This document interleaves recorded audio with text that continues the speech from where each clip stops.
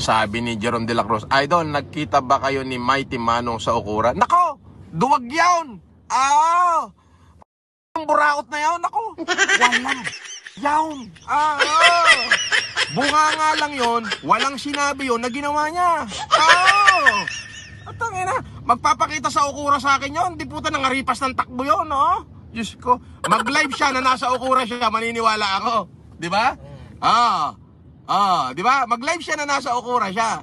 Doon, maniniwala ako. Hoy, Mighty Buraot, wag mo ko i-style up, duwag ka. I-stylean mo ako na iniintay sa Okura. Tarantado, doon ako nakatira. Mag-live ka, na nandong ka. Magugulat kami, sasapok sa yung bigla. Yayabangan pa ako ni Mighty Buraot na nasa Okura daw siya. Mag-live ka na nasa Okura ka para maniwala ako sa'yo.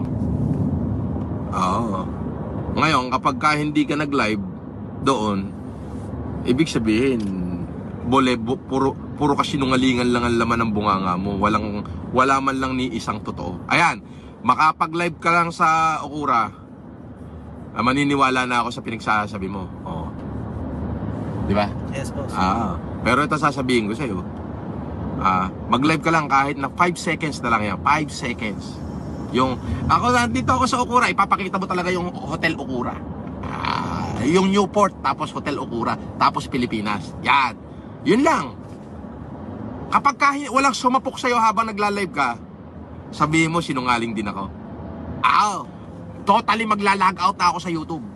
Totally magla-log out ako sa YouTube. Di ba? 1 week later.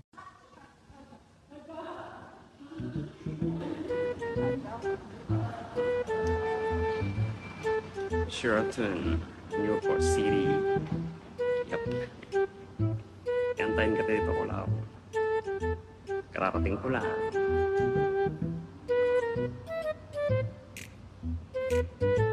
Diba?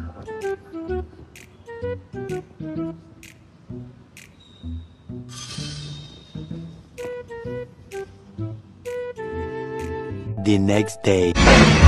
Ano Norman? Hoy, Kulaong! Nasaan ka na ngayon? Utangin na mo, nandito ako sa casino. Ano, nasaan ka? Ingaw, doon mukha mo pag nakita ka dito. Utangin na mo.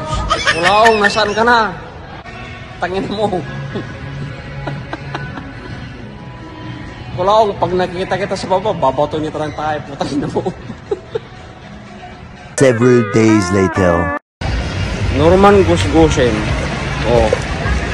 Puro ka lang salita, putangin na mo ha? Akala ko ba, iungutod mo yung mukha ko pagdating ko sa Pilipinas. Nandito na ako sa Newport. Naka-check-in ako sa Sheraton. Hanapin mo ako, putangin na mo. Dalhin mo yung mga ganaso para magkalaman na. Ha?